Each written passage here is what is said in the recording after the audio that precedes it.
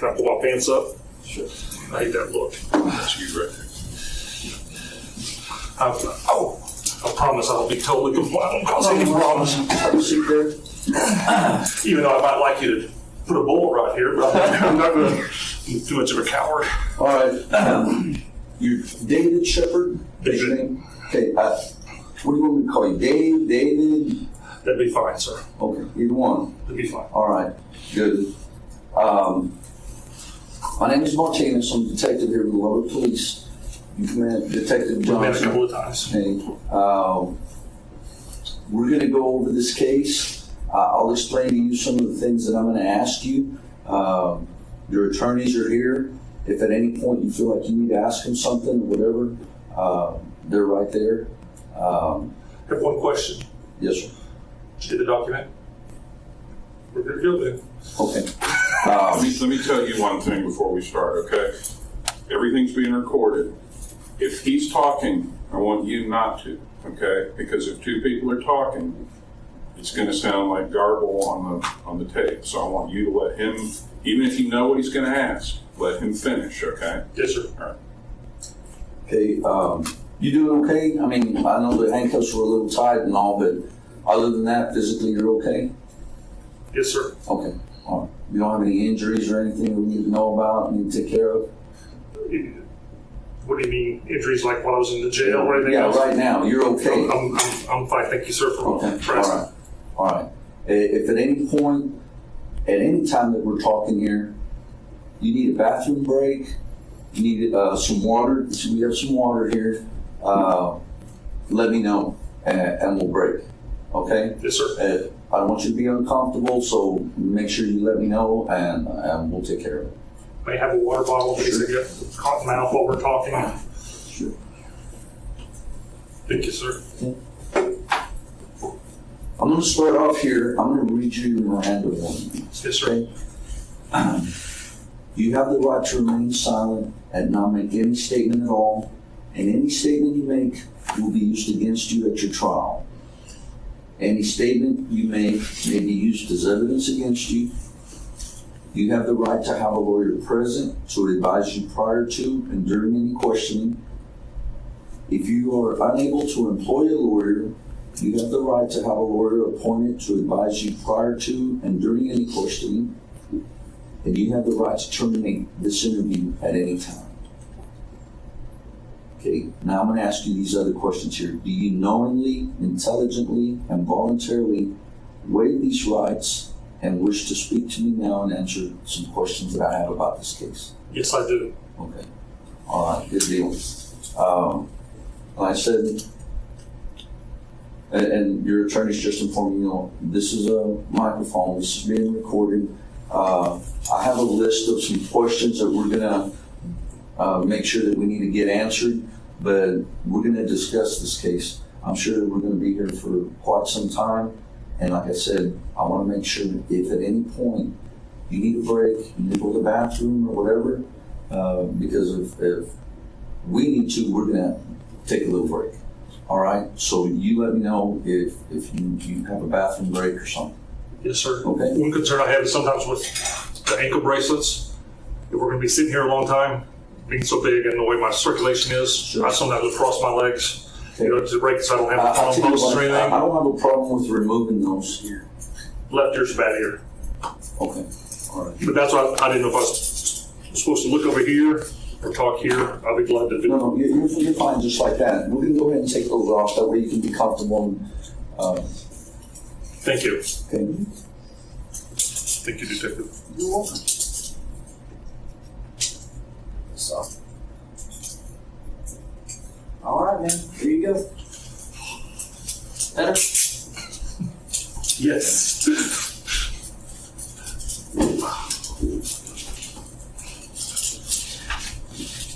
All right, Dave.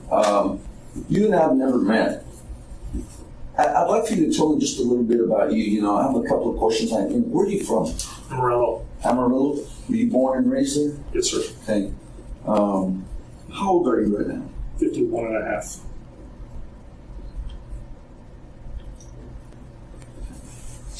You have family there in Amarillo? Wife? ex. Okay. What's her name? She's still living there down the road? Yes. Okay. Let me ask you, what is your profession? What do you do for a living? What have you done? For the last 8 to 10 years, I was in pharmaceutical sales. I was in the process of developing a medical services company. Oh, okay. That's pretty much what you've done all your... For the last 10 years, did in-house construction, sold insurance. For the most part, after college, I was a mortgage note broker in the secondary market.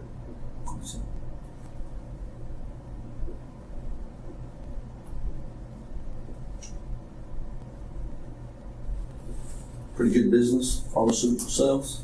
Unbelievable. I always heard that was a pretty good deal. Let's get to the part here, and I'm going to tell you something. One of the things that I'd like to get right off the bat, because I have some people standing by, to go over this home that we have that belongs to you. Yes, sir. Okay, and in case we have questions about that. Yes, sir. So that's one of the first things that I like to do. And from what I understand, it has a passcode that Yes, you sir. need to have to get in it. Can you give me that, please? Yes, sir. What is it? Is it a pattern? It's a panel. You have to do a design on it. Okay, if that were, look at May I that. draw it on here? Yes, sir, if you don't mind. May I stand up? Sure, stand up. There's a marker right there. This is a good representation. Lower left, starting to the top, across, down to the center.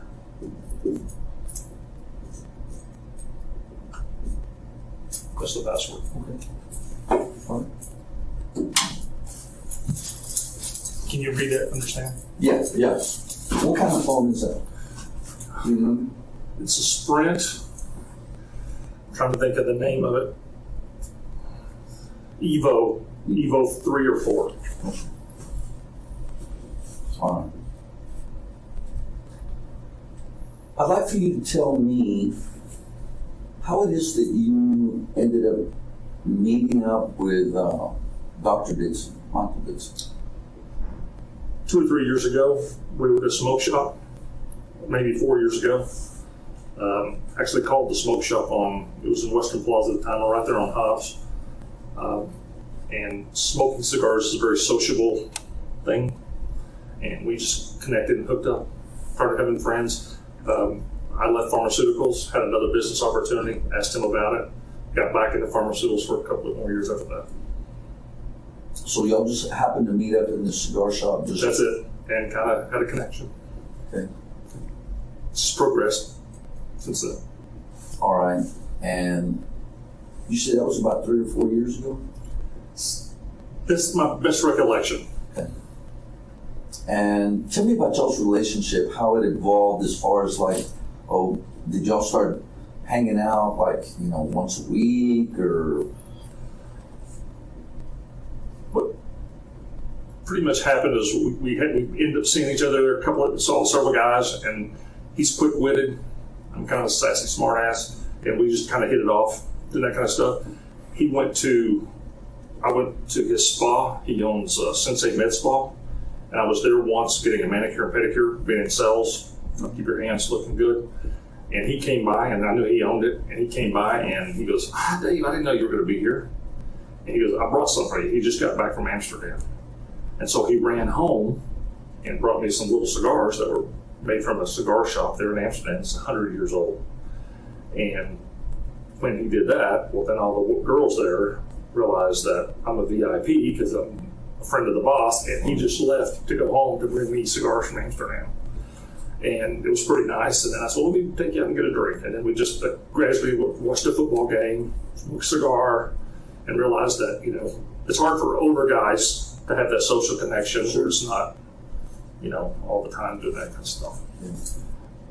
It developed more seriously probably about 2 years ago, 2.5, maybe 3. Let me think now. That's recollection. Probably close to 3 years ago. I was having marital problems. Found out he was having the same thing around March, I think it was April 2010, I just called him and said, I got bad news. He goes, what? I said, my wife just told me yesterday she wanted a divorce. He goes, I got served last week.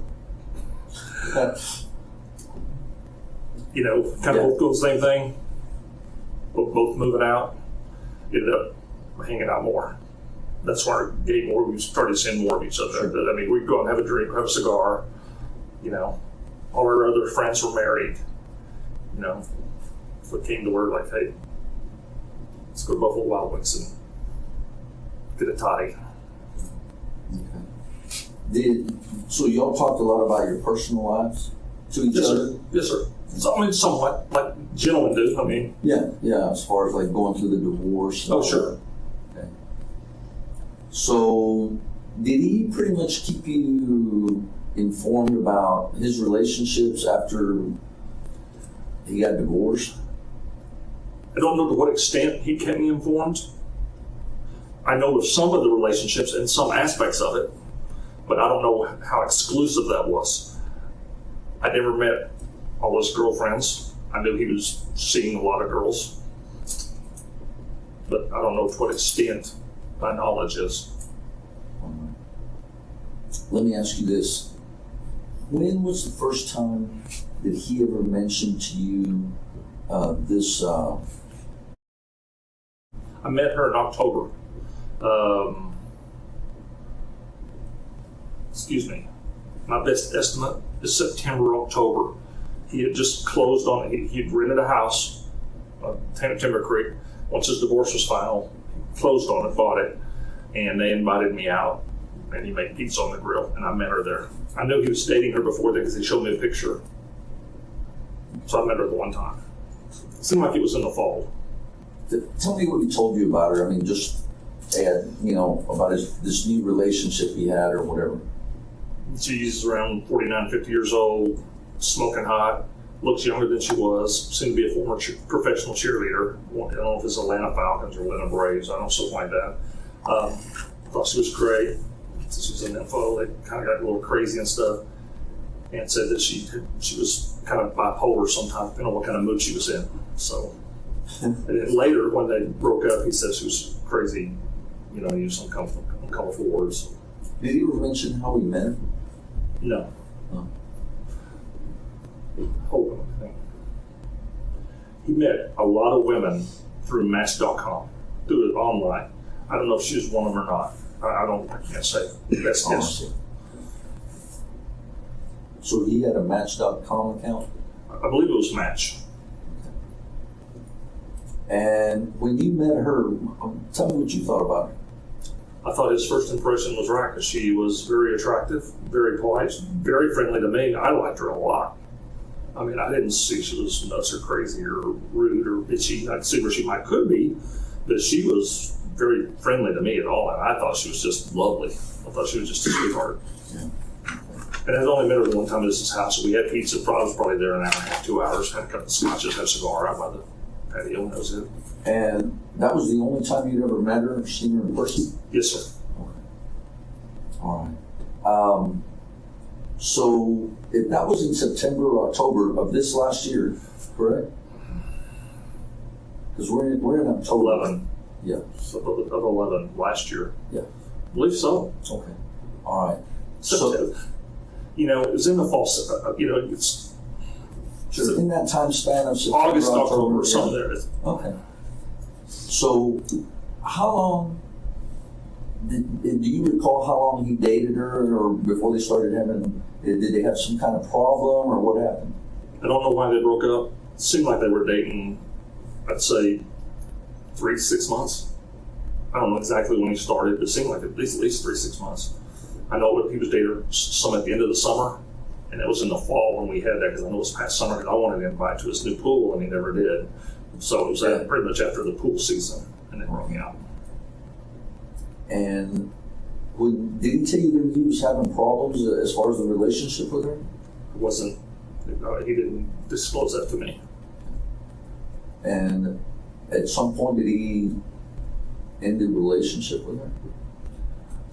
He mentioned it later, like in 2012, January, February, because he was seeing another girl.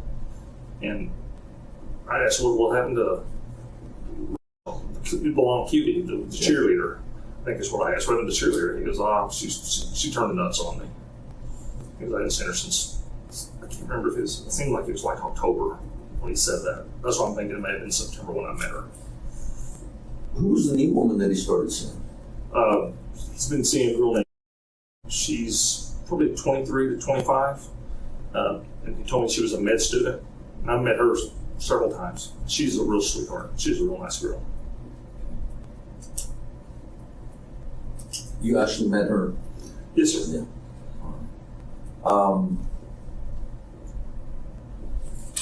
Tell me this, when did you first find out about Dr. Saunier, the one here from Lubbock?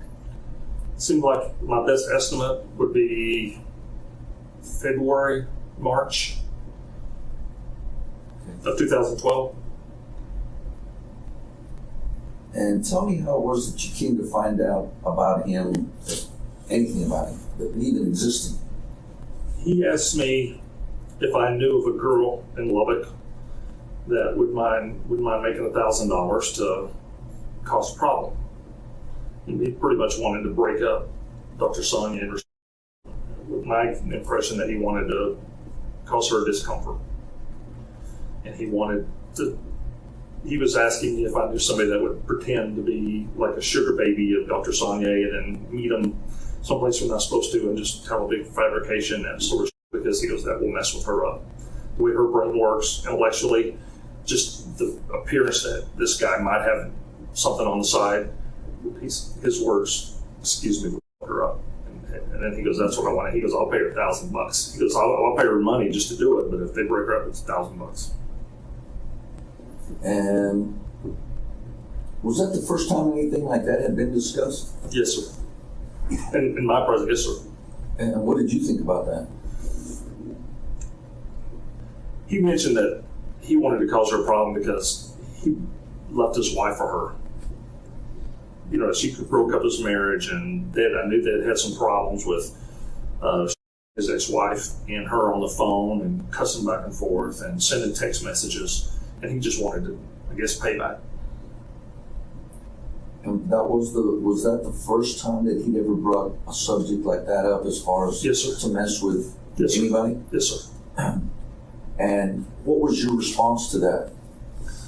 I was beating my head as if I knew somebody, and I thought, well, I don't know. I said, I know a couple of girls that are like partiers, and they might let me give them a call. You know, help a buddy. I said, yeah, I'm going to give them a call. And they weren't interested. One of the girls was in Amarillo, was a stripper, and I said, you know, for $1,000, those girls will do almost anything if it doesn't do anything. And they kind of took a pass.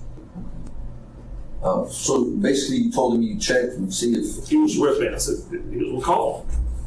So I on my phone, texted him while he was with me. I didn't do it on the side when he wasn't around. It was voice when he was present. When he was right there. Can you give me the name of one of the strippers that you called? The only one was a stripper. The girl in Amarillo, she dances by Lee, but her real name is, she's blonde and she works at Cassidy's. Been there for several years. And her number is on my cell phone. Okay. And the text messages maybe is still there as well. You text message with her? I did a couple of times. About that specific? I'd have to refresh my memory, sir. Okay. I don't want to. Yeah, that's fine. That's fine. Okay, so let me ask you this: when that didn't pan out, what did he think about that? What did he say? The next step in my recollection, thinking back on this, is that he was saying, well, I'd just like to cause him some problems because then it would, you know, maybe he would get away from her. And I said, why do you want to hurt him? Why, if you're going to do that, why don't you just hurt her? You know, that's. And I gave him some suggestions. And he goes, I wouldn't, you know, he didn't like the suggestions I gave. And then I said, well, if you're trying to hurt the guy, I said, you know, the only thing I could think of would be a random act of violence, something, you know, where he's out dinner or something like that. And he goes, yeah, but I don't want to, you know, I don't know if I could do that. He didn't know if he could do that. Come down here, I don't know where he's at and that kind of stuff. Let me ask you this, what were the suggestions that you gave him? I gave him one suggestion, to go to an adult bookstore and buy the most obscene, nastiest man-boy love association book he could, and buy him a subscription and send it to his office. Because I said, that's a gift that'll keep giving. I said, no matter how many times he calls, if it's paid for, it's coming to his office. It will embarrass him, and then you can send a letter and follow up where it comes from, and if you're trying to cause him distress. Sure. And he goes, well, that didn't really affect her. I said, then do something where it goes to her and she's got kids in them. And he goes, well, I like the kids. I don't want to have them see that. So they didn't really like that. And I mean, I'm just not very clever. That's fine. So let's go when you had the discussion about the random act of violence. What else did he say about that, or did y'all discuss that any further? He liked that idea.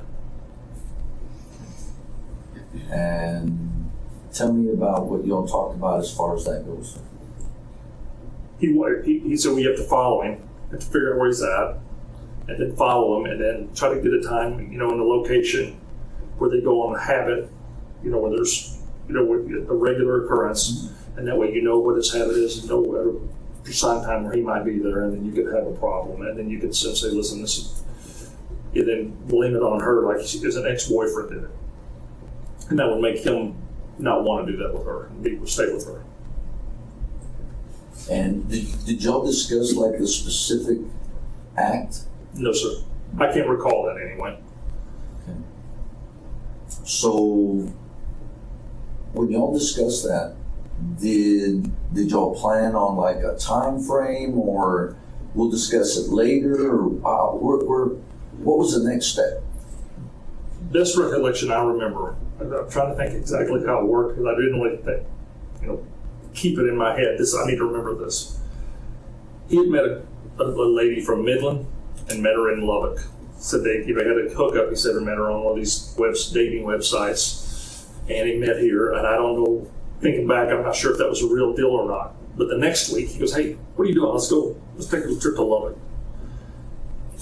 We drove down to Lubbock. And next thing I know, he's on the deal, and he tells me that her paramour, Dr. Saunier, take these dance classes. And he showed me where the dance class was, where to go. He goes, well, stay back. He goes, what kind of car he had? He knew what kind of car he had. Wrote down the license. He goes, let's follow when they leave. He was already trying to tell me where they go and that kind of stuff. And he goes, hey, can you come down here some? I'll pay for gas, and you could kind of get a pattern of what they're doing. So he was already here, and we drove down from Lubbock. Okay, both of you together? Yes, in my car. Okay.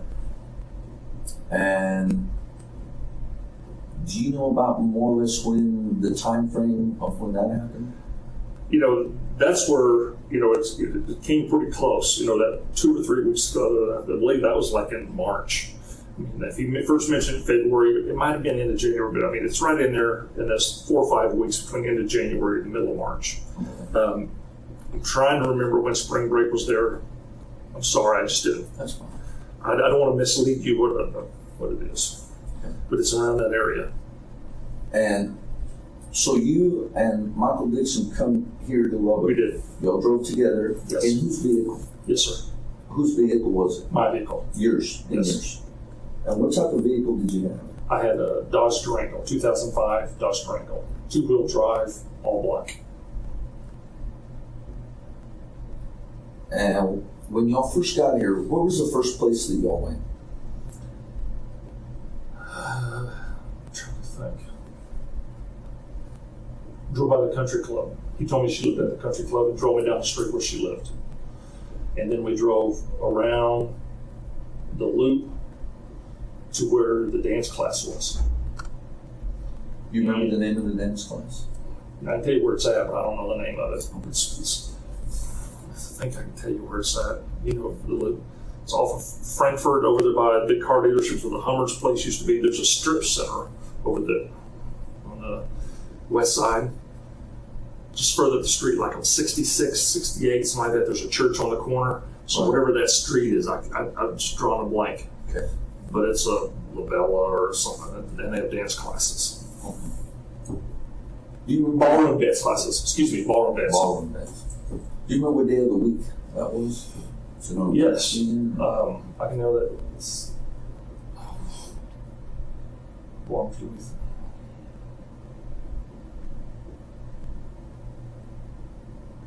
it's 2 nights a week.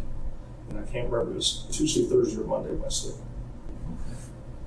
Sorry, I'm trying to think. It's not that big a deal. I I didn't know if it was a weekend or. No, sir. It was no, not sir. a weekend. No, sir. It was the first 4 days of the week, Monday, Tuesday, Wednesday, Thursday. It's going to be 2 days of those 4. Okay. All right. So you drive by his house and then y'all go around the loop. I didn't know her last name. I'm sorry. Yeah. You'll go by the country club area where she lives. You go around the loop, go to the dance lessons ballroom place. It was between times that things started. It was before 7. It seemed like their lesson started at 7. The car wasn't there. We run back down 66th or whatever that street is, about by the church, and go to a Sonic, get a burger, get a Coke, come back around, and we're on a side street. And it's like, then it gets to be close to 7 o'clock. Sure enough, they drive up. He ducks down. I didn't see him. I didn't know what I was looking for, but he ducks down. I guess he knew. And they went right down that street, whatever that street is. We were on the side street, 67, 68, but just north of the dealership. Okay. And on that, they went down the street that ran north-south. Let me ask you this. You were driving? Yes, sir. Okay. Let me ask you this. When you went to Sonic Yes, sir. and to get a burger, it's just y'all two in the vehicle?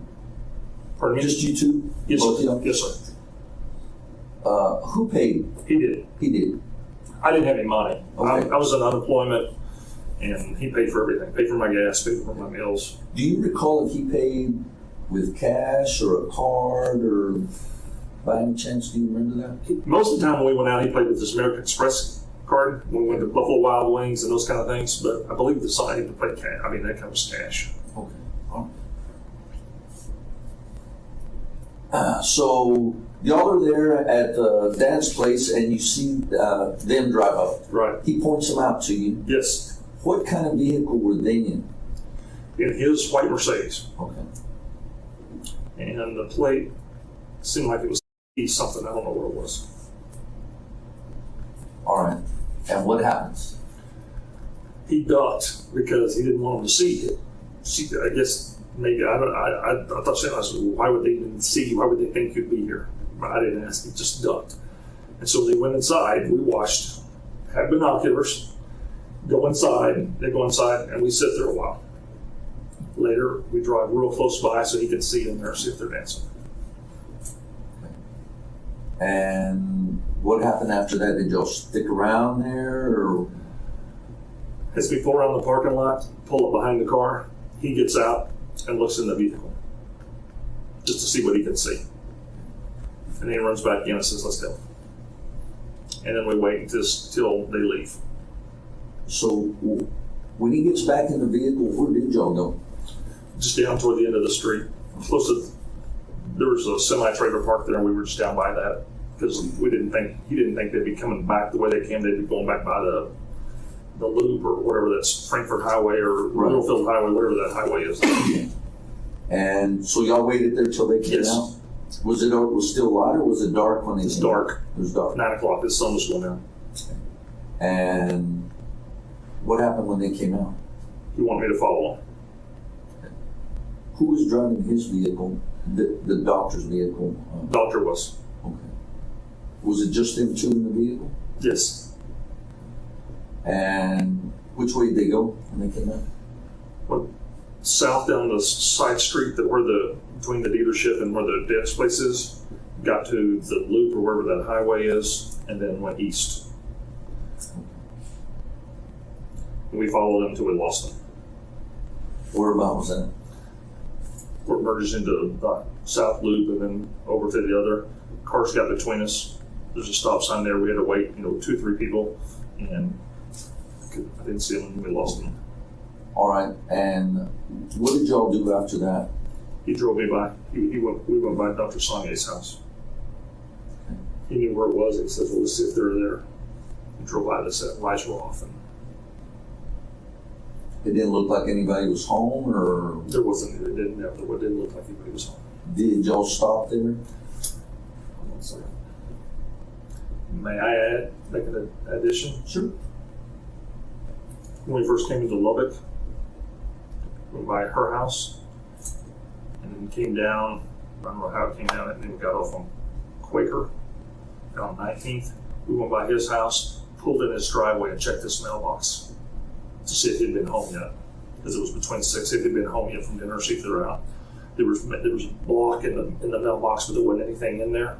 Closed it, went out, and then we went to the dance club. I'm sorry, I forgot that. That's fine. That's fine. Who actually checked the mailbox? He did. Did he have to get out of the car? Did he just lean over? Or? I pulled around. If you would normally pull in on the east side of his driveway, going around the back of his house, the mailbox on the east side, I pulled in through the circle drive on the west, and it was on his side. Okay. All right. And then from there is when y'all went out there to Yes, the sir. dance place. Yes, sir. All right.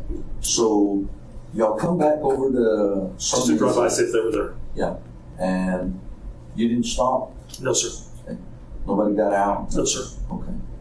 And then where did y'all go from I think we went down Quaker to 4th Street, got some gas and a Coke, and went back down home. there? Okay. Let me ask you this. Do you recall the name of the place where y'all got gas? Gotten gas there several times. It seems like it's a Stripes, or is that what that is? Not a Town and Country. It seems like it's a Stripes. Okay. It's on Quaker, right before the North Loop. I mean, I guess that would be the loop on the north side, right there on the corner. There's Okay. fields all around us, all around Right. there. Yeah, it's a Stripes there. Who purchased the gas? I don't recall, sir. I really don't. Okay. He paid for it. I don't know if I went in and did it or he did. I really don't know. Okay. Do you recall if it was cash or a card? I'm sorry, sir. I don't. Okay, all right, that's fine. That's all right. And you mentioned you got gas twice? I think we got gas. I already had some gas. We got Cokes and stuff for the road, and we got in, and then when we left, we got gas. Okay, I think I already had gas. all right. So I y'all, really don't recall on the start whether I just picked him up or what we did. okay, that's fine. So you gas up there on Quaker at the Stripes, and then what happens after that? We get on the loop and go to Emerald. Okay. About what time did you get back to Amarillo? Do you remember? It's maybe 10:30 or 11, Okay. maybe 11:15. All right. And getting back into Amarillo, what happened from there? I believe I took him right to his house. I really don't recall if we went and had a drink after that, any of that, because we talked in the road. I really don't recall what happened. I mean, it wasn't, to me, it was just like I was just kind of going along to get out of town, and Sure. I didn't know what was going to develop afterwards. I didn't really pay attention. So let me ask you this: what was the discussion about the events that had just transpired on the way back to Amarillo? What did y'all talk about? Well, best recollection is we were just kind of talking how to follow the guy and what their deal is, what their pattern is, and I didn't really get into too much what was going on at that time. I really just didn't really occur to me. I just thought he was, wanted to get out and wanted to see him, Sure. Okay. And we were still talking about the girls messing with him at that time. All right. Did anything transpire with that, as far as getting somebody to make contact with either one of them to mess with him? I never gave him the contacts number for either the two girls I contacted. I don't know if he contacted anybody else. But the two girls I knew, neither one of them, they both kind of took a pass. Okay. One of the girls from Amarillo, and she lives here and goes to school here now. Okay. After the deal, when y'all are here in Lubbock, you go back, you drop him off at home. Can you tell me when's the next time that anything comes up about Dr. Saunier and his girlfriend? Probably within 1 to 2 weeks. I can't remember if it was the next week, the week after. He asked me if I would come down, and because he couldn't, he had on call or whatever. He couldn't. He if I'd come down to see if I could find them and, you know, get a route, kind of a pattern, see what they're doing. I said, sure, I'll come down. Buy me some gas, buy me a meal, give me a couple cigars.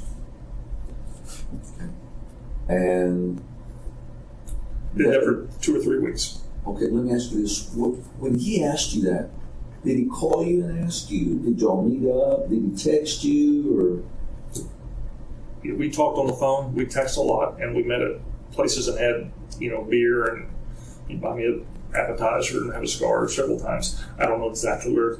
I know we talked about it at Buffalo Wild Wings, where he paid for meals with his American Express. That's one of the places we went all the time.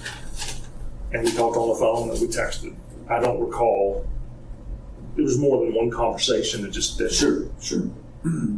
Where's the Buffalo Wild Wings located? The one that you specifically with John? Around 49th or 51th and Coulter, South Coulter. There's only 2 of them around. That's on the southwest part of town. The other one's over by the boulevard. I mean, by the airport. We never went there. Okay, just the one there on, yes, sir. On Coulter? Yes, sir. Okay. Let me ask you this. Did he ever text you things about coming to Lubbock or following them or getting yes. a pattern? Y'all text about that? Yes. Okay. All right. To this phone that we have? Yes, but they've been deleted. Okay. All right. So the next time, after y'all were here, that he says, hey, I want you to go to Lubbock and develop a pattern or whatever. When was the next time that you came down here for that? Sir, I don't want to mislead you. I came down so often, you know, from March, April, May, June. There's so many times. I couldn't tell you the exact days. Can you give me an idea, like, are we talking once a week, every other week, how many times a month? There might be a couple of weeks where I didn't make any trips, just a couple. Most time, at least once, sometimes 2, and even sometimes 3 times. Per week? Yes, sir. And would he give you money up front? Yes, sir. Give me cash money for gas, normally $100 to $150, something like that. And tell me, since you were doing it that often, did you have like a set pattern as far as you get here, where you go check first, or what you do? It developed into a pattern, yes, sir. Can you tell me what that pattern was? We first started out, I didn't know where they would get off work. I didn't know where his office was. So we started at the dance club. And if I didn't see her van, he described what it was, or his car, I would make passes around their houses to see if I could see lights or see either one of them there.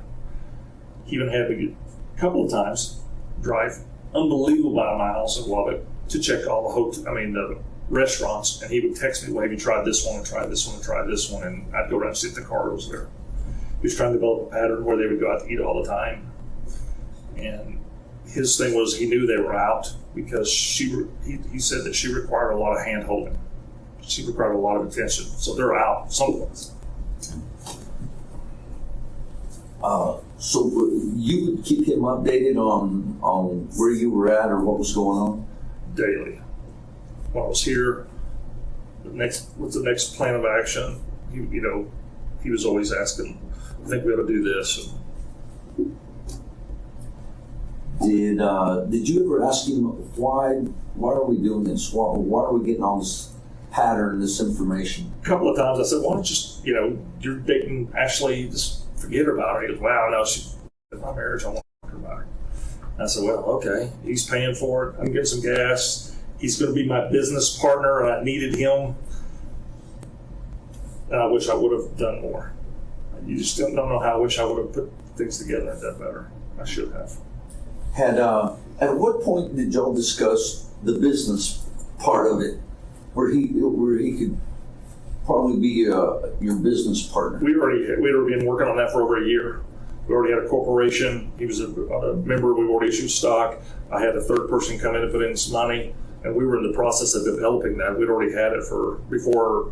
We were doing that while he was dating. I think we incorporated in April of 2011.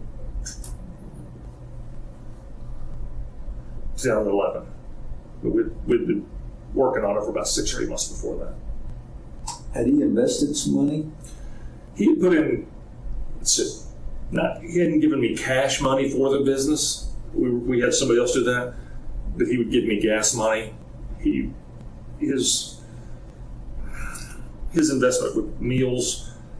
His office manager recently had come from Allergy Arts, I believe, in Amarillo, an allergy clinic. So she knew codes and all that kind of stuff. And I met with her several times, and we'd go to Chili's, and he would pay for our meals and our discussions as I was getting the research to start this company. So I would say a little bit of money here, a few $100s here and there. So let me ask you this. Let's get back to when you were coming down here on a regular basis to get a pattern on them. Yes, sir. Were there times when you did encounter them or find them and follow them? Or? Yes, sir. On one occasion from the dance club, I found them, followed them out. They were both in their both cars, and they went separate directions. I was going to follow him so I could get his deal, find where he was going. She went around on the loop to where she would go home, and he ended up getting off on the Slider, the Quaker. I'm trying to think the Quaker. And so I was trying to get on the loop, and then I saw his car and it was off. So I just tried to speed up, and then I ended up catching her van. I believe it was hers, right before she got to the country club, before Yucca Street exit. Okay. And what became of that? I just noted the time and told him they split up and I didn't catch it. There's a car between us. And were there other occasions when you actually that was pretty much the only time I ever saw them. Okay. I'd been by at his house at one time in the afternoon, changing the deal to see if we could catch him off work, and I saw her go by and check his mail. I saw her a couple of times drive into the country club, down. He used to call a doctor over there. He lived on Canyon Drive, Canyon Crest, Canyon Road, where she lived on something right there. And I saw her a couple of times, but out, no, I never saw him out. Never saw him at dinner. Never. So once you develop this pattern about, you knew about the dance place or whatever, their houses, and you said you only encountered them once, where you actually saw them. Did it, at what point did it change? Did it ever change? Did he request you do something else? He wanted me to go earlier so I could try to catch her, maybe even like in the mid-afternoon, catch her when she's from the school. And I can't remember the school where kids are, so I could follow her from, she actually picked up her kids when she left the house. I had watched her house occasionally instead of watching his because we never could see him go there. And so we watched her house if I could follow her when they go to dinner, because if he didn't come, then she would go to him and I could follow her out. I saw her once leave her house and I lost her before she got there.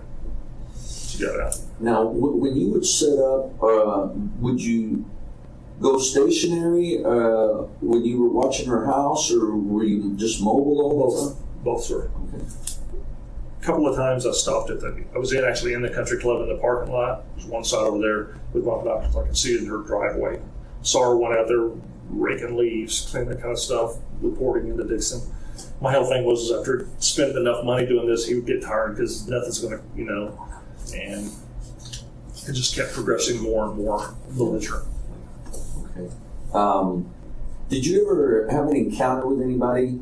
I know that sometimes the police get called, hey, there's a suspicious car parked over here. I think someone took my place once at the country club. They pulled over right behind me because I've been there a couple of hours. They saw me with the binoculars and he pulled behind me.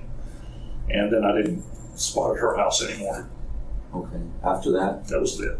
Was it just a civilian, you think? Yes. I think it was somebody in the country club member. Okay. Just saw the guy parked away from everybody else, binoculars. Yeah. That happens a lot, and that's why I was asking if anybody had ever approached you about it. I saw once early in the morning he had me. As things progressed, he wanted more thing, catch him before he goes to work, because it wasn't working out. I didn't see him at the dance classes anymore. I think they finished.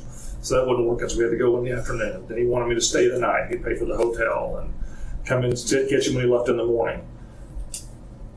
I'm trying to think of the street right by Dr. Sonia's house, not 21st, but that runs just west of that Toledo or Topeka. Is it Toledo? I don't remember. I think it's Topeka.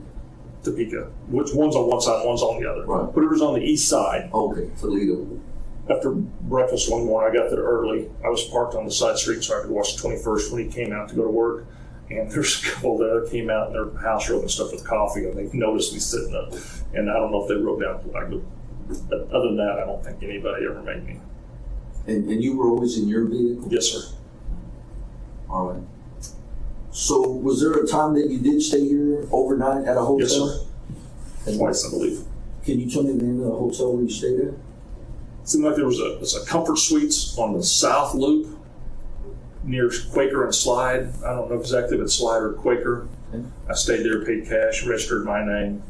Tried another time, but they were booked, and I ended up having to stay at Overton. My name, paid cash. Probably a week or two apart. One of those times, I'm trying to think.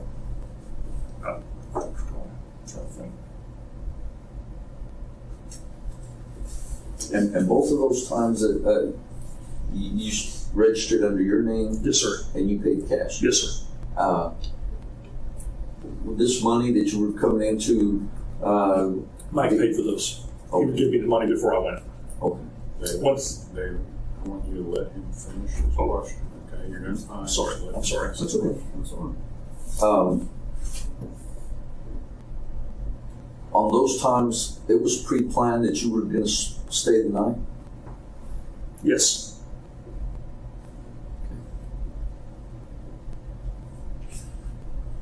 Tell me how things progressed from there. What happened? He required me to, when I was going, spend more and more time by Dr. Sanye's house to try to pick him up and what his habits are from the morning and then the afternoon. Lunchtime, afternoon. Did you ever go to Sonia's workplace? Yes. Drove by the Covenant Hospital. I don't know exactly which entrance was his, but looked at the parking lots what I could have tried to locate his car. Yes, sir. Did you ever park and go in? No, sir. To look? Okay. At what point did this thing go, okay, did you ever ask Michael Dixon, what are we doing here? What's the next course of action? What's going to happen? I don't recall if I ever asked what the next course. Conversation came up. We were at a club in Amarillo, having a cigar and drinking, and something came up, and somebody said something. Well, just about pranks, how you could get somebody, and somebody volunteered.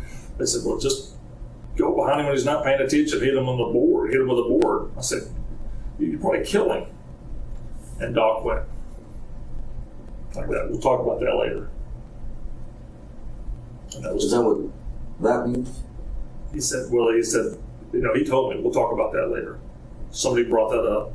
He said, if you want to mess with a guy, just walk it behind him, get him on the board, leave.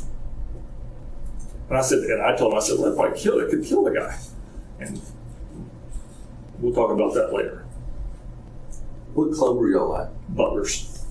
Martini Bar on Polk Street. And were y'all sitting at the bar? Were No, you sir. At a table? He was on the couch in the corner, and I was nearby. I just got a drink, and I was standing up when that conversation took place. Was there somebody there with y'all? We were talking about 2 or 3 things. I couldn't tell you who they were. It's just in passing. We get conversations all the time. Good. You said, somebody said, hey, well, you could go by and hit him with a board. I'm thinking somebody was there being part of y'all's conversation. He was standing with us, and we were just joking about pranks. And I said, for a pilot friend of mine, and I believe it's Michael, said, well, you could hit him with a board. I'm not sure if that was him or somebody else, because somebody else just came in and. So this guy's name is, and he's a pilot? Yes, sir. Is he from Amarillo? He lives in Emerald. He's not from Emerald.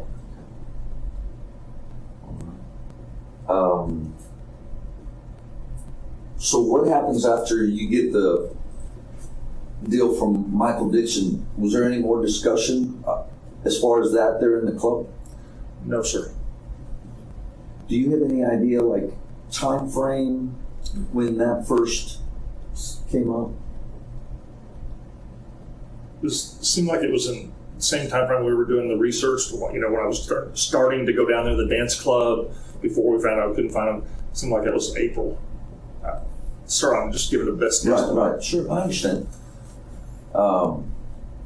So, what happens after you leave the club that specific night? Did you get that? You know, we'll talk about that later. Did y'all discuss it later? Not that night, no, sir. When was the next time that there was a discussion about that? I don't know if it was the next day or a couple of 3 days. I believe we met and watched, some sports at Buffalo Wild Wings or Hummers. I don't know exactly where it was. And he would probably do that. He was in the press. He knew I was in the Army, and I would sign up for unassigned special forces, and I'd gone through some certain training. And he thought I might be able to interested to do that. And I knew another friend that was a Green Beret. Maybe we get him to do it. And I said, well, Mike, you're going to have to pay a lot of money for someone to do that. And I don't think Paul would do that. And I said, you might know somebody, but I don't know anybody. And conversations kept going.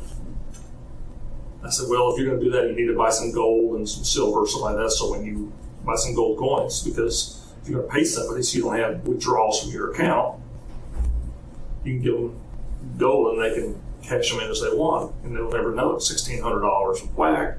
They can give them 10 of those things, 15, 20 of those, whatever it is, and they do it. He goes, I got 300 ounce bars of silver. I said, well, how much is silver worth? He goes, it's $30 now. That's $10,000. And I said, well, that's where the silver came from. He said he already had it? He did. He said he had hidden it from his wife. He has other stuff. He buys gold and stuff. We've been at an auction with a friend of mine who passed, and he bought some gold coins and some gold watches and other stuff. He keeps that, and he has cash. Okay.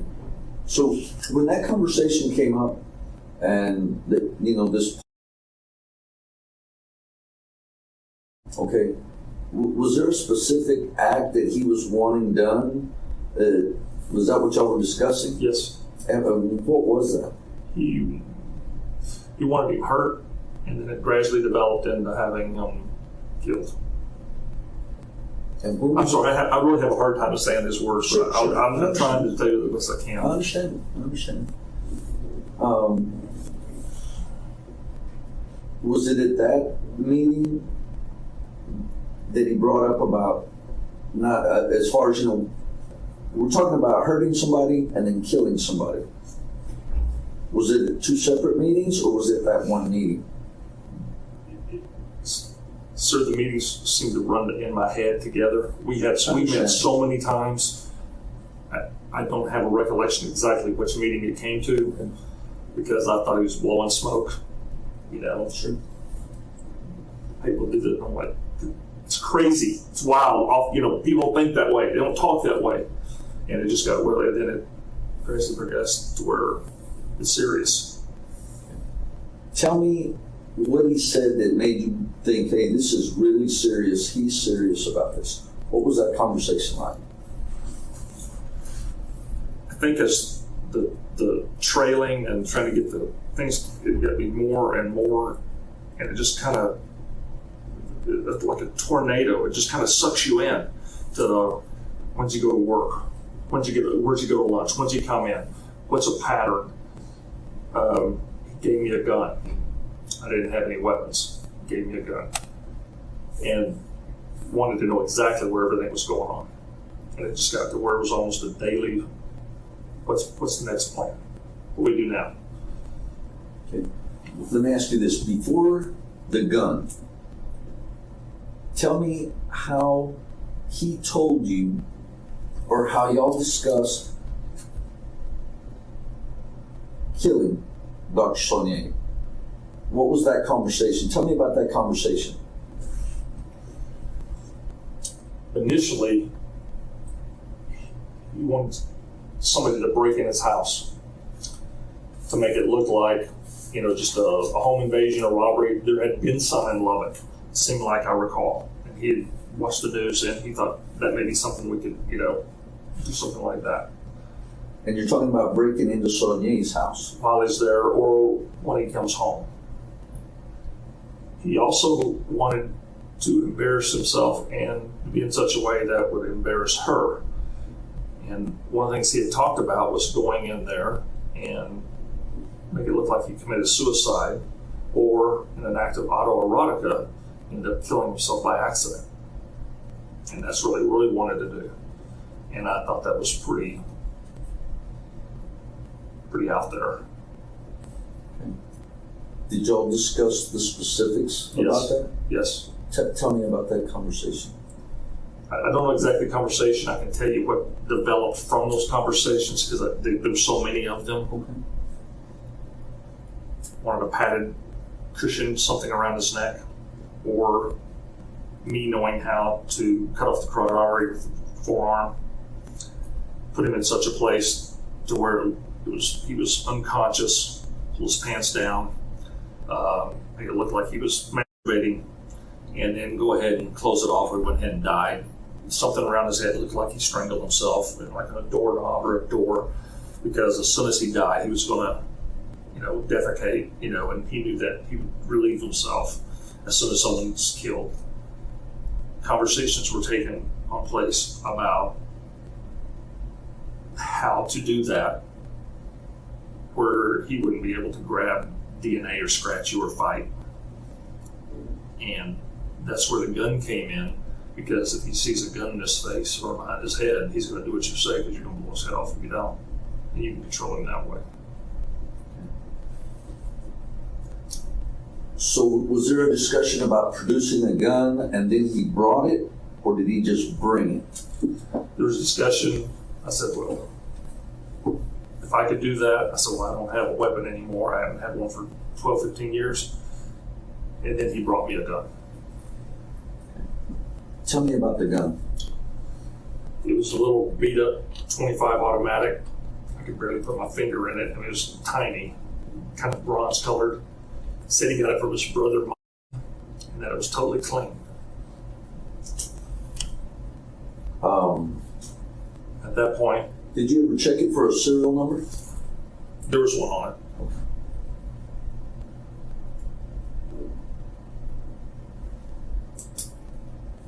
Did it have ammunition? He brought me ammunition. Had one clip. Okay. How much ammunition? What he brought me was a plastic holder of bullets that you would buy, a little thing of it, and there were maybe 8 or 10 of them that were gone. I don't know how many were in the thing, 20, 15 to 30, I don't know, sir. Did you ever ask him where the ammo came from? Did he just go out and buy it, or? Said he had it from his brother, and it wasn't new. Okay. It wasn't new. So at the point that he brought the gun, had there already a decision had been made between y'all to actually do something? I don't recall it being actually a decision. It was more an implication or implied, we're going down this road. I asked him, you sure you want to do this, Mike? I said, have you ever, when you kill somebody, that'll affect you from the rest of your life. You'll have nightmares, it'll bother you. And he goes, doesn't bother me.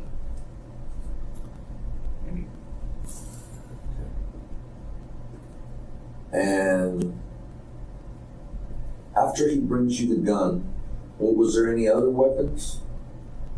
He only brought me the gun. Just that one? Yes, sir. What happened after that, after you get the gun? I'm not sure I know what you're asking exactly. What Was the next course of action as far as this? Did you still come down here to do follow Yes, sir. them or? Yes, sir. Okay. The gun, the autoerotica, all those discussions were taking place as I was doing the pattern, following them. All those things just get kind of developed in the process from March through June, as following them. I don't know exactly the dates. All right. Where were you when he produced the gun?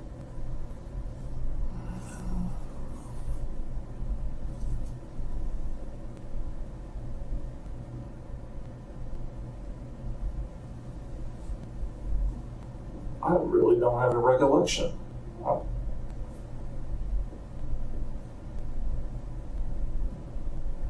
That's okay. I really don't. It could have been in the parking lot of Buffalo Wild Wings. Could have been at a convenience store. Could have been by his office. I really don't remember, sir. Did you maintain possession of it? Yes, sir. Okay. All right. So you're still coming down here, still setting up the pattern as far as with their pattern. Yes, sir. And tell me what evolves from there. What's the next thing, significant thing that happens? Pictures of the house, backyard, recon work, points of egress, sharing conversations, information's volunteered, time frames,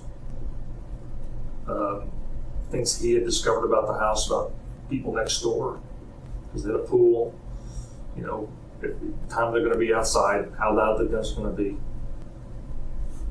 Those discussions took place. And where did most of those discussions take place? I would believe most of them would be in Buffalo Wild Wings. That's where we spent most of the time, watching games and having a beer. All right. So it evolved to the point that you were not just driving by the houses, you were actually going back there and doing recon work? Yes, sir. Okay. At both their houses? I would drive by her house. I never got out of the car, except for one time. I went by his house several times. Okay. All right. Let's talk about the time that you got out at her house. What was the purpose of that? It was, I believe, in June. Later, there was nobody at his house who could do it. He knew she was in town because of how he was following her on Facebook, even though they weren't friends. They had mutual friends that were, so he could keep track of what she was posting by what that was doing. It was raining, storming. I pulled into her driveway and looked into her kitchen dining room window right there by her garage doors. He wanted me to look in the garage to see if his car was there. Because it would rain, they wouldn't see my lights and that kind of stuff. Her windows are opaque in there, they're plastic and opaque, you couldn't see in. But I looked in the window there and I could not locate them. All right. And so when you went to his house, tell me about getting out and actually going back there to do the recon. Don't know exactly the first time I'd done it. I took a picture, I've destroyed it since then. Parked in the alley, it was dark, it was late. My car was facing west. I pulled just west of the dumpster right by his fence. Entered the backyard, opened the gate, took a picture, closed the gate, and left. So I could see what the picture looked like. And what did you take the picture with? An Nikon Super Shot, small little camera. It was on my desk in my apartment when I was arrested. All right. And what did you do with that picture? Never developed it, just looked at it, showed him. On the camera screen? Yes, on the little digital camera screen. Obviously, trying to see security systems, cameras, lights, motion detectors, looking for things of that nature. So y'all pretty much evaluated the picture to see. Tried. It wasn't good enough. Were there other times that you went into the backyard? Yes, sir. All right. Tell me about some of those, like what was the purpose and what came about that? As this plan developed between Mike and me,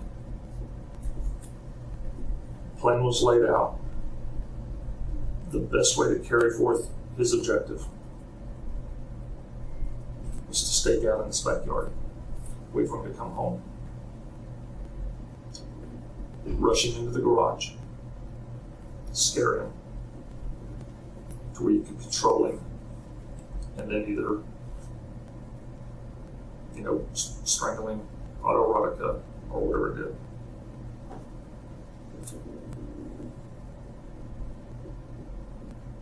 Several occasions I've sat in the backyard watching, wait for him to come home.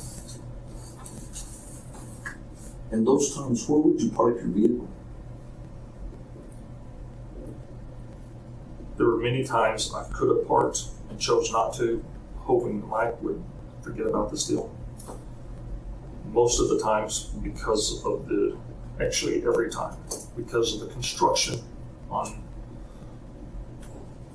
Toledo, the west side, behind his house, they were doing yard work, and there were people there all the time from 5 till 6 o'clock.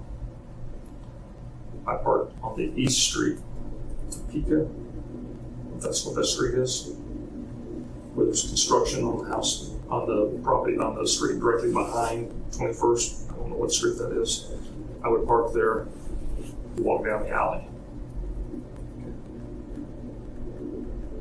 All right. So there were several times that you were back there and nothing ever happened? 6 or 7, I believe, sir. And would you stay there all night? Normally about an hour, hour and a half. Once 2 hours to 2.5, except for the final night. And during those times, were you still keeping him updated? Yes, sir. And how would you do that? Most of the time texting, occasionally on the phone. Actually talking? Yes, sir. And tell me about, let's talk about the actual day that this happened. Yes, sir. I believe it was a Tuesday. Okay. How long had you been in Lubbock? Did you come here that day? Just kind of run it down for me. I came that afternoon. I think I arrived around 4:30. They were still working on the property. Toledo and 20th, I guess, or 22nd. Drove around, parked right around 5 o'clock. Topeka, on the 22nd side, on that where they just finished some construction. Hugged the fence down the alley and entered his backyard. Pulled a chair from his dining room, from his outdoor dining table. He has a curved brick fence by his driveway. On the west side, there's a tree by that fence, and I'd sit underneath there. There's a gate right there so I could hear I was hoping I would hear when he came in. I sat in that chair. Was it daylight or was it dark when you Daylight. Still daylight? The whole time. And how long were you there before anything happened? 2 hours and 45 minutes. And were you still having contact with Michael Dixon during that time? Yes, sir. Did you have contact with anybody else during that time?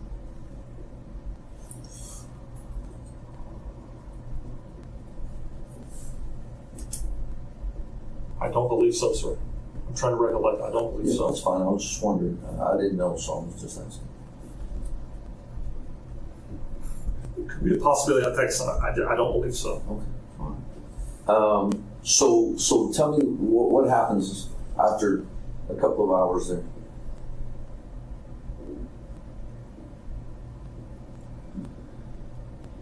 around 7:45. I'm trying to get out of there.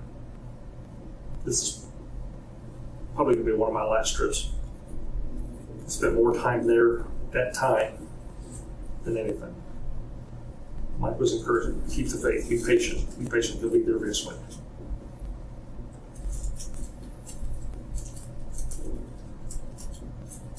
I just get through texting him or talking to him on the phone. There's a knock on the window. I'm hard of hearing. I never heard him drive up. I have a bandana on, glasses, bandana on, shorts, and I have my bag. In the bag is a gun with a great bottle on the tip of it, a pair of gloves, a knife, and a belt. I have gloves on this hand. My phone is in this hand. I'm about to put it in my pocket when I hear the knock on the window. I wave at Dr. Saunier and get up. My other glove's in this hand, but it's not on because I can't use my phone with the glove. And I walk to the window, and he's lowered the window about this far from the top down.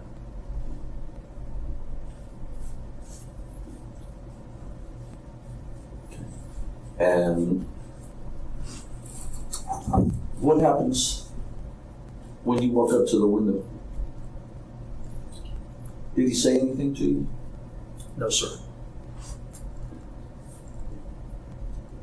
I pulled the gun out of the bag with the grate on it. I believe it's a grate.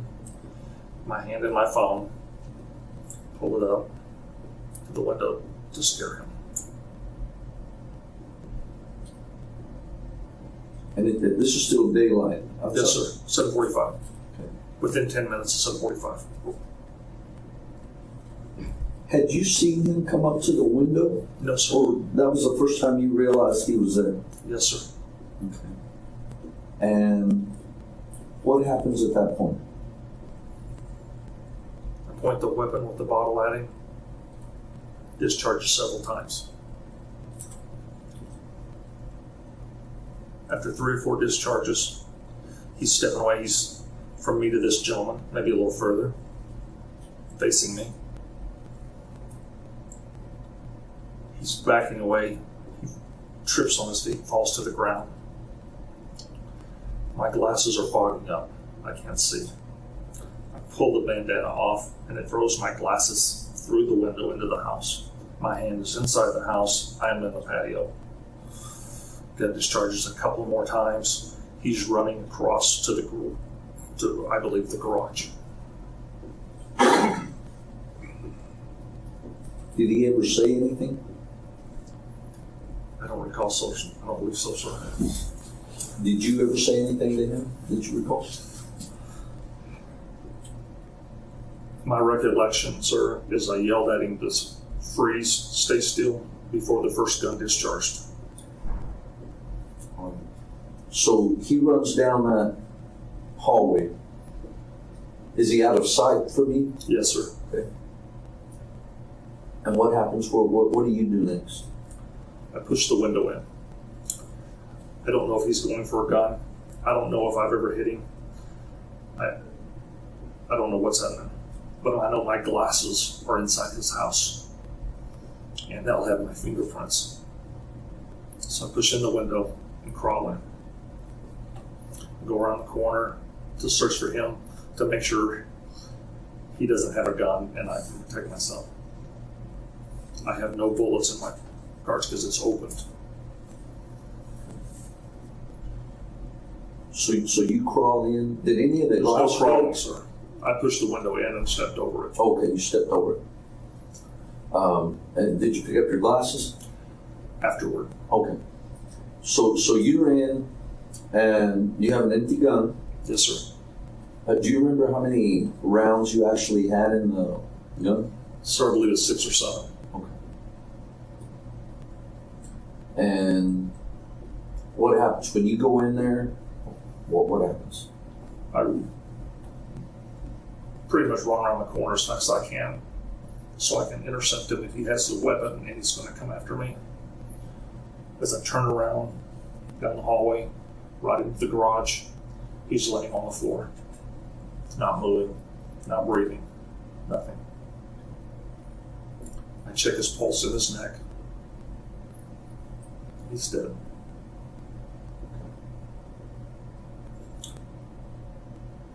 I go back in the house, look for my glasses, looking out the window. They're in the corner to the left. The left lens is pushed out of them, and it's on the ground. I noticed the Gary bottle when it popped off when I pulled the weapon in. It fell over to the, looking into the right side.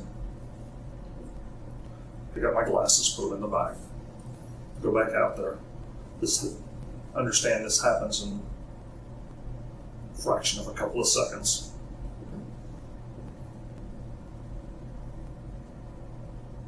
Excuse me. It's okay. Let me ask you, did you pick up your lens from your Yes, glasses? sir. This pair of glasses and this lens. Oh, okay. All right.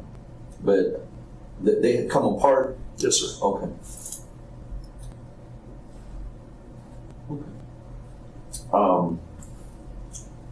So you're able to recover your glasses, you put them in your bag, and what happens? Go back to the garage. Check his back pocket. There's a phone in it. Put it back. Didn't see a wallet. Double check for a pulse.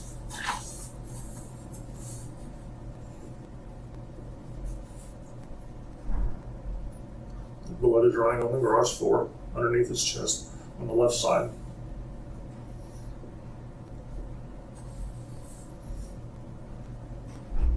And to cover my crime, I pulled a knife out of my bag and I stabbed him in vital organs 2 or 4 times.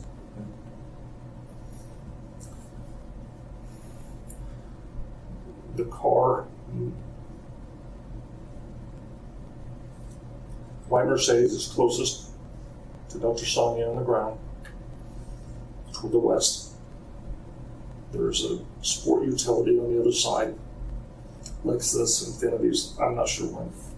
That garage door is open.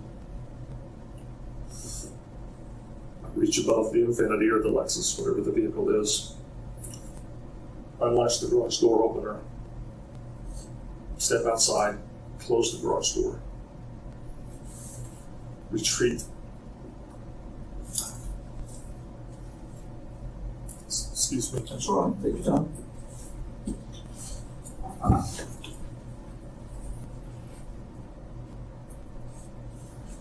Through the gate by the patio. My bandana, I dip in the fountain that's there. I had blood on my hand, on my arm, where I scraped them, I guess, on the window.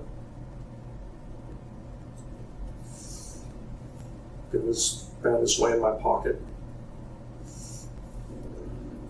I moved the chair back to the outdoor table, wipe off where I'd been sitting because I'd been sweating, it was hot, with the bandana, and I exit the way I came, through the back gate, through the alley, got back in my car. Did you take any pictures when this happened? No, sir.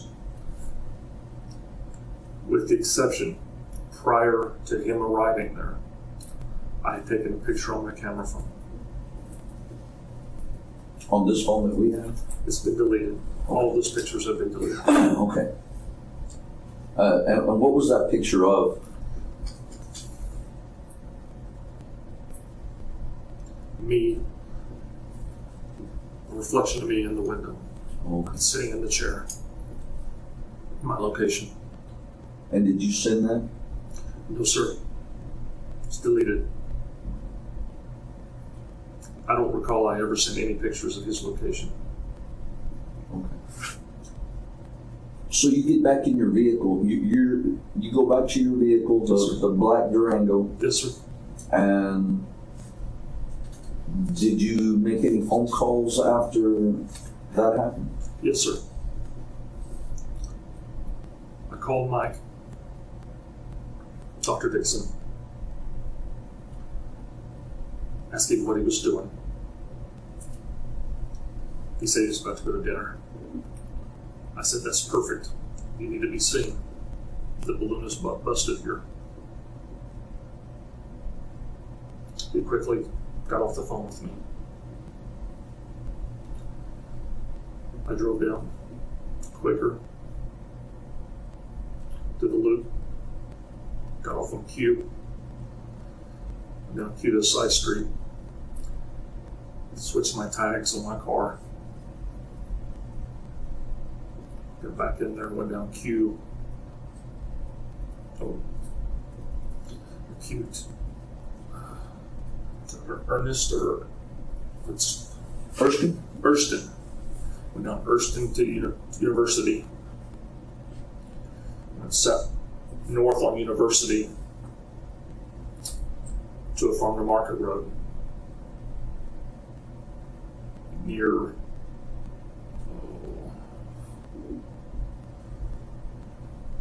way north of Lubbock. There's a small New Deal, near New Deal. Took a ride on that farm to market road.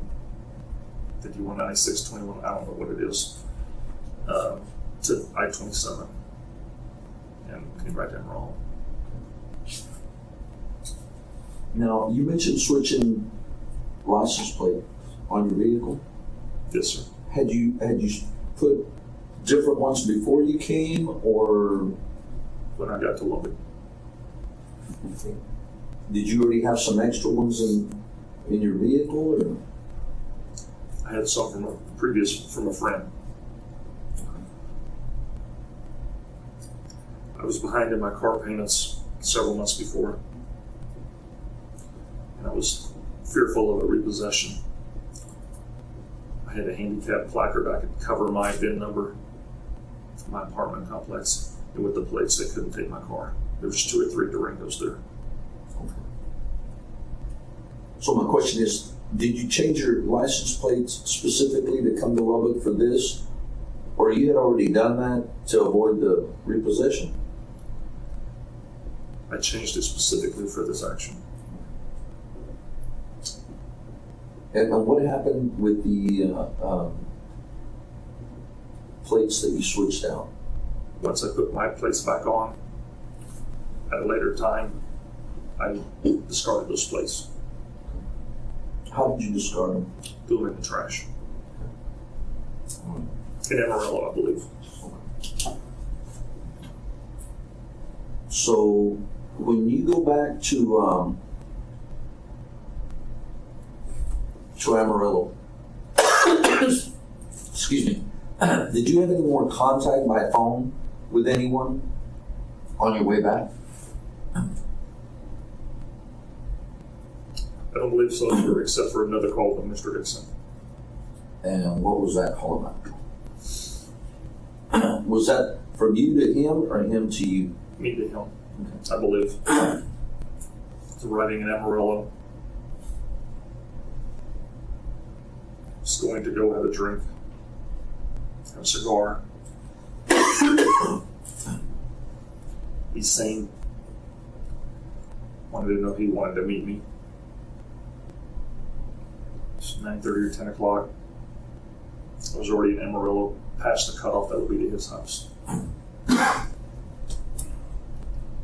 He asked me to come to his house. He had something for me. Okay. I go to his house. He gives me the other 2 bars of silver and a box of Cuban cigars. 5 Cuban cigars, and he had bought me on a recent trip to the Caribbean.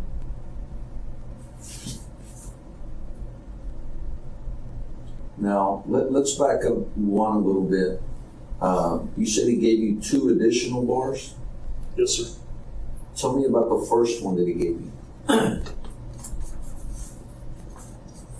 In June 11th exactly, my unemployment ran out, and I was receiving a loan from our company for $1,500 a month for expenses to live off because my unemployment was not enough to pay for my apartment and to eat. Child support, it wasn't enough. He knew I was, my perception was that he knew I was getting antsy about this project and didn't have money and wanted, just trying to talked about having to get a job, something that might slow down the company. Before he went on his cruise, this sail that he does every 2 years, he gave me a bar, drove to his office, gave it to me in a bag, because I just wanted you to know I have skin in the game. That day I sold it. On June 11th? June 11th is when my unemployment ran out. Oh, okay. All right. My best recollection, the day he gave me that bar, was Wednesday, Thursday, or Friday before Father's Day. Father's Day weekend. Now, when he says, I'm giving you this so you know I have skin in the game, what did that mean to you? My perception was that he felt I didn't think he was into this and that he was setting me up. And by giving me that, he was equally liable.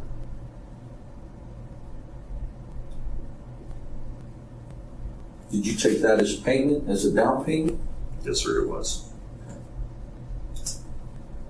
How much money did you get for that first bar? I believe it was $2,600, maybe $2,700. Maybe $27, I believe. Okay. And where did you sell that one? There's a pawn shop on Paramount Street, Paramount and Olson. It's called Pawn. I believe the owner's name. That, by the way, would be the exact day I received the bar, the day I sold it. Okay. So let's get back to when you get back to Amarillo. He asked you to come by. You get the Cuban cigars, and you got 2 additional bars. Yes, sir. 200 ounces, 2 100-ounce bars. And were they packaged? No, sir. Any specific way or anything? Just handed them to me. Are you talking about the silver? Yes, sir. Yes, just handed them to me. With a box of cigars. It was a special box of cigars, 5 different brands, a box of 5, a wooden box, inside a cardboard box that was unopened. Unopened. Where is that box? Do you know? I opened them at Butler's Martini Bar that Tuesday evening. Had one. People saw me. It's a pretty special thing to have cigars, 5 Cuban cigars, especially if you're an aficionado. I actually let 2 or 3 people take a puff off the one I was smoking, but I wouldn't let them have one of mine. Over the weekend, I lit another one. It was in my house by my bedside in my ashtray when I was arrested. The other 3 in the wood box inside the cardboard in my humidor in my house. My recollection now is that those cigars and that humidor is in my father's house. I may be wrong about that. That's fine. I believe that's where I was told they were. The band on this, did they have, were the cigars banded? Yes, sir. Band?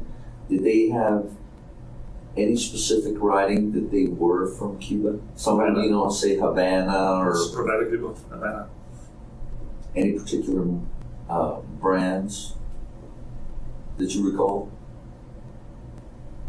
Yes, sir. First one I smoked, I'm trying to think. There was the Monte Cristo, an H. Upman, Romeo and Julieta.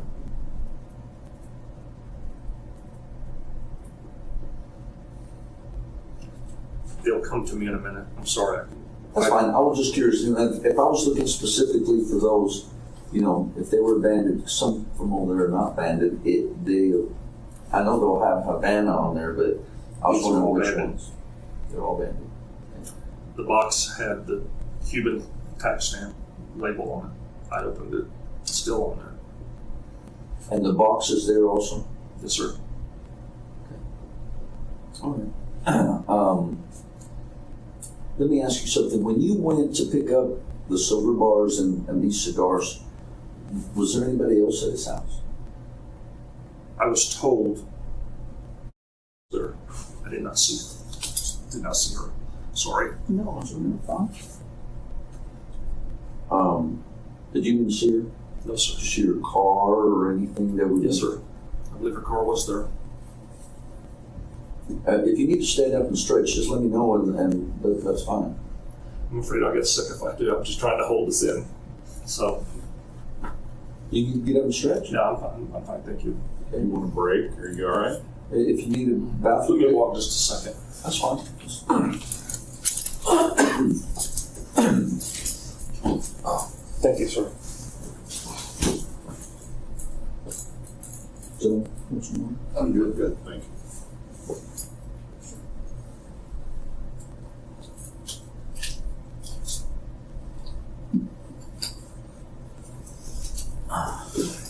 Thank you. You okay? Yes, sir. All right.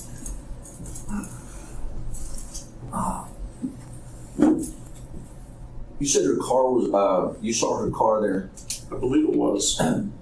What kind of car did she drive? That's one thing that was coming up, trying to think of what it was. Is it like a car or an SUV or?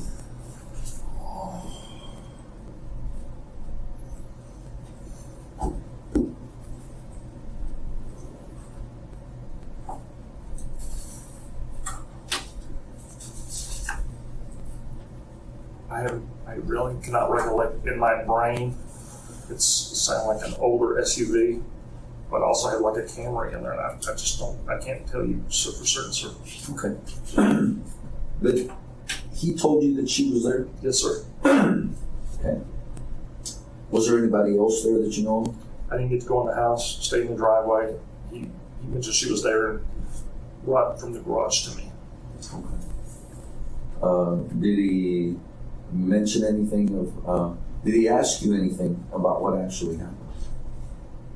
He wanted for me to recall what happened. Out there in the driveway? Yes, sir. I told him what happened. His response was, "Sounds pretty clean. I changed clothes in the driveway while I was there." Okay. You already had extra clothes? Yes, sir. Levi's and a shirt. And tell me why you changed clothes. I was going to go downtown. I was in a pair of grungy shorts and a black t-shirt, a hole in it, and I was 380 something pounds, 5 o'clock in Lubbock in July. I sweat, nasty, Sure. bleeding. I changed clothes.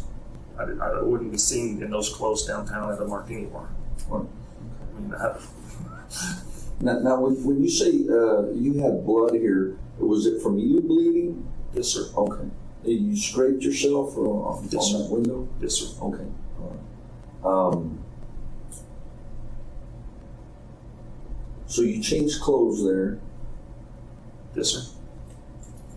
What happened to the clothes that you had been wearing? The ones I was The wearing shorts during the and event. the black shirt. Later, not that night, the next night, I discarded them in 2 or 3 different trash bins in Emerald. All right. So did you recount for Michael Dixon the events? Yes, sir. Did he want specific details? Yes, sir. And what was his response to you when you explained all the details? He was happy about it. He was fine with it. He said, "I sound like you got away clean."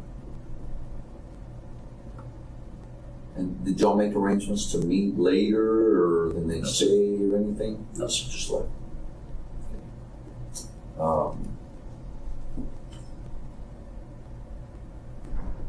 What happened with the weapons in that bag that you had?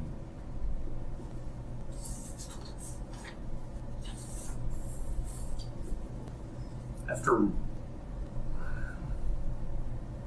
Mike called me Wednesday evening, after he had a visit from LPD, 11:30, 12 at night. I was at my local pond having a drink. Those things were still in my car.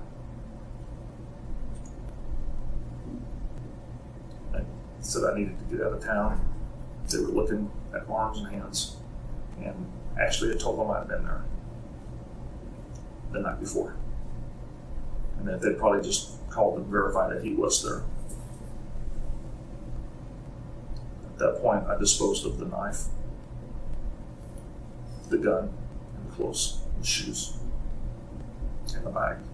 Everything I had was at the property. And how did you dispose of all those items? I went down an alley,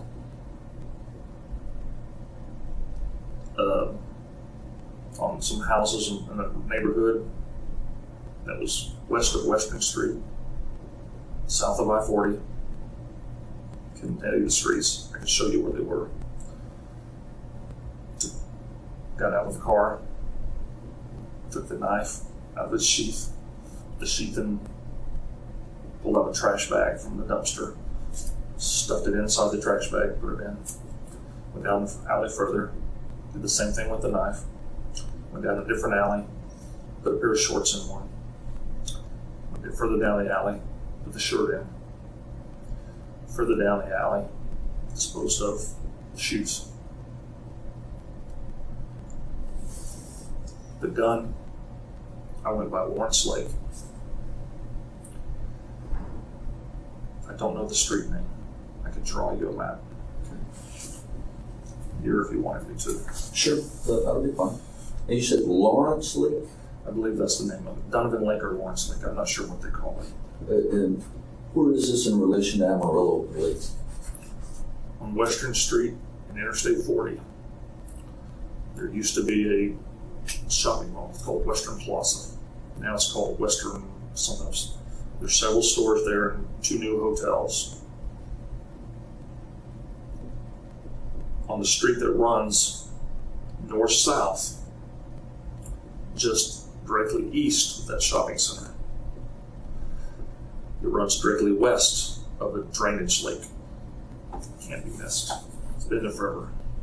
I believe it might be called Donovan Lake. I don't know if it's Lawrence, but I think it might be called Donovan Lake. I was going eastbound on the access road from I-40 from Western. When I got to that street, Lakeview or Lake Road, Donovan Road, I'm not sure what it is. There is a gentleman's club on the east side of that road, on the corner of the access road. I turned